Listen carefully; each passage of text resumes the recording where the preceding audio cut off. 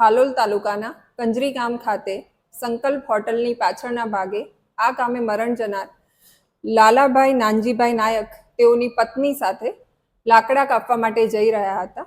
તે સમયે આ કામના આરોપી ત્યાં સૂતેલી અવસ્થામાં હતો, જેને લાલાભાઈએ પૂછપરછ કરી તેના વિશે જાણવાનો પ્રયત્ન કર્યો અને તેનો વિડીયો ઉતારેલો હતો.